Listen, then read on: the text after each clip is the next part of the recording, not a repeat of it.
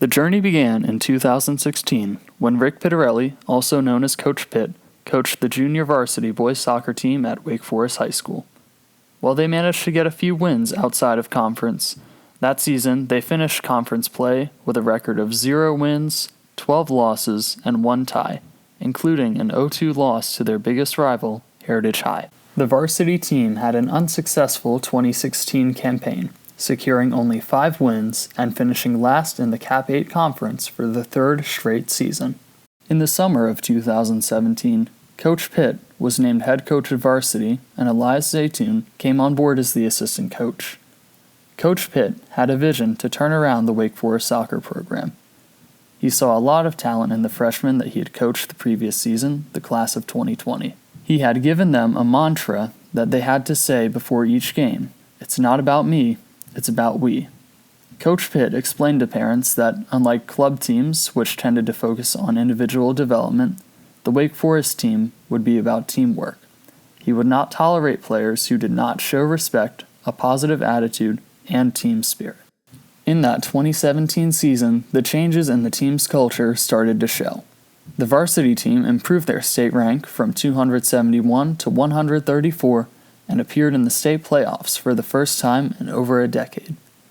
Coach Zaytoun led the JV team to an overall record of 15-1-2.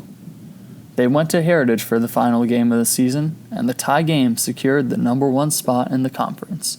For the first time in school history, the Wake Forest JV team had won the conference championship. In 2018, both the varsity and the JV teams continued to improve and finished with winning records. Although the varsity team bowed out in the first round of the state playoffs, they had beaten Heritage for the first time in years, finished second in the conference, and their state rank had moved up to 61. Nonetheless, another first-round playoff exit had some wondering if this team could win the big games. During spring break of 2019, the players heard that one of their teammates was lost at sea. Ian Lewis, their former captain, and Paige Miracle, their classmate, had got caught in a rip current in a tragic swimming accident. With heavy hearts, the boys put on their best suits to serve as honorary pallbearers in the funeral. They lined up shoulder to shoulder, as they were used to doing before games, but this time it was to show honor as their teammate's casket passed by to be buried. Not long after, it was time to start training for the fall season. The boys seemed more focused and more determined than ever before. Early on, the upcoming season was dubbed Ring Season, meaning that this would be the year Wake Forest would win the state championship. The first game of the 2019 season would be a tough one. The Green Hope Falcons were the defending state champions and went into the season ranked number 1 in North Carolina. The Cougars traveled to Green Hope Stadium, and fans watched the new 2019 team take the field for the first time. To everyone's surprise, the Cougars won, and the upset catapulted the Cougars from 19th in the region to number 3. After 2 solid 4-0 wins, the Cougars went on to play another top 5 team in Apex Friendship. The game was deadlocked at 1 for quite some time. Then, Justin Palmer was able to break through with a goal in the 69th minute.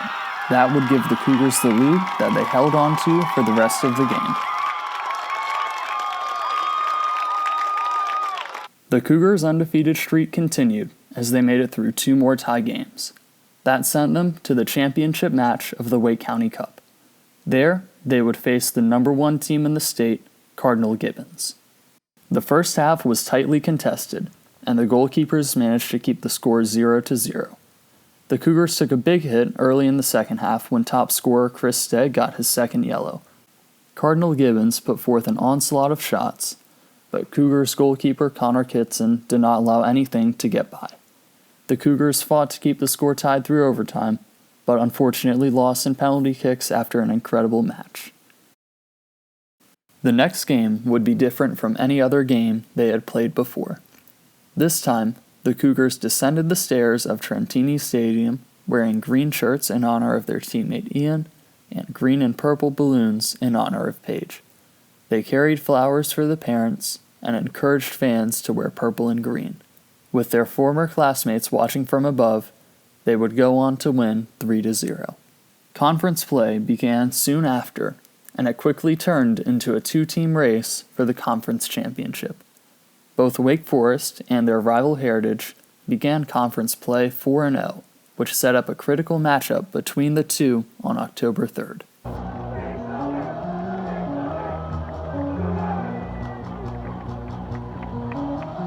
The game was intense from the start. For the first 20 minutes, both teams fought for possession, but neither team could generate any shots on goal. Finally, just before halftime, Josh Rutland connected to give the Cougars a 1-0 lead.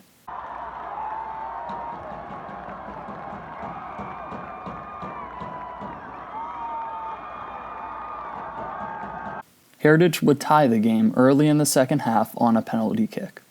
The game would remain even at 1 until the 73rd minute, when Heritage scored to give the Huskies the lead. Things did not look good for the Cougars. But with 3 minutes remaining, Ryan Pitts took possession of the ball outside the 18, shot, and scored, which would tie the game and send it into overtime. In the second minute of extra time, Ian Dudley found himself alone on the right wing. His shot would go off the post, but Khalil Guy cleaned it up and scored to give the Cougars a 3-2 lead. The team held on to win, the students stormed the field, and the Cougars remained perfect in conference. Both the Cougars and the Huskies would win their next 4 conference games, setting up a rematch in the season finale to decide the champion. Again, 80 minutes was not enough to separate these two teams, as they ended regulation tied 2-2. In the first meeting, it was the seniors that stepped up. This time, it was the juniors that delivered. Connor Kitson made 3 saves in the penalty shootout, and Chris Stegg scored the winner. The Cougars finished as conference champions with a perfect 10-0 record. The Cougars won the semifinal of the NAC 6 tournament to set up a rematch with Heritage, but the game was ultimately canceled due to weather. Regardless, the Cougars entered the playoffs on a 12-game win streak and earned the number 2 seed in the East. Some of the players made bets that if they made it to the Final Four, they would bleach their hair blonde. Because of their high seed, the Cougars earned a bye through the first round and would score 5 goals against Enloe to move on to round 3.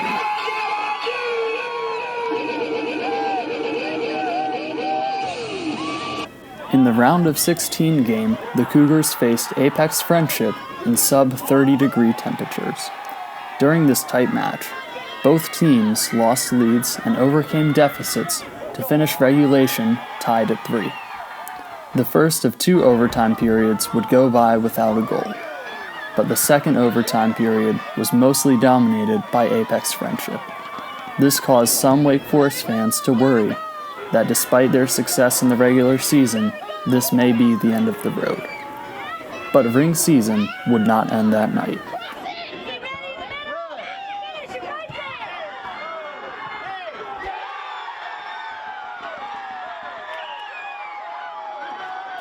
The Cougars' dreams of winning the state championship and the rings that came with it was still alive.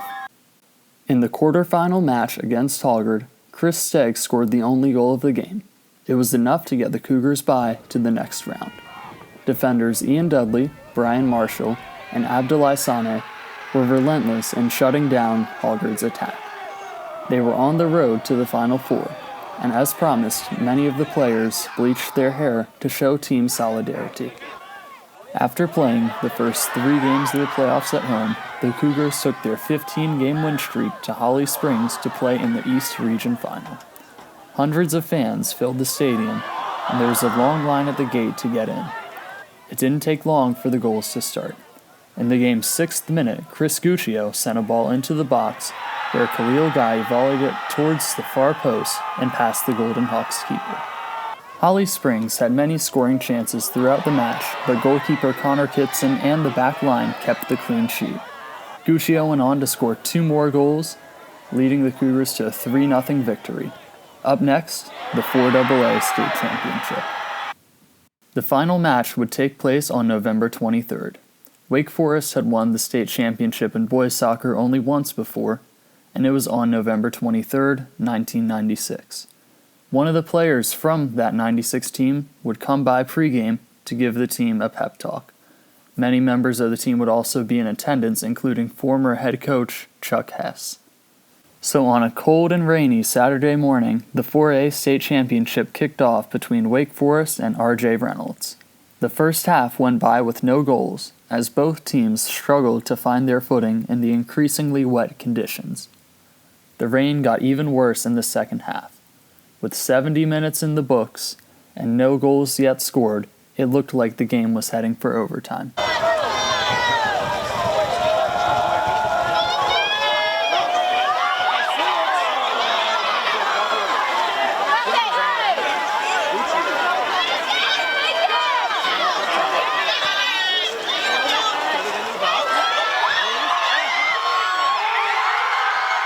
The Cougars had taken the lead, but the game was far from over. There was still time for Reynolds to bounce back, but the defense held strong until the final whistle. With 8 seconds left, Justin Palmer got a one-on-one breakaway to score and clinch the victory for Wake Forest.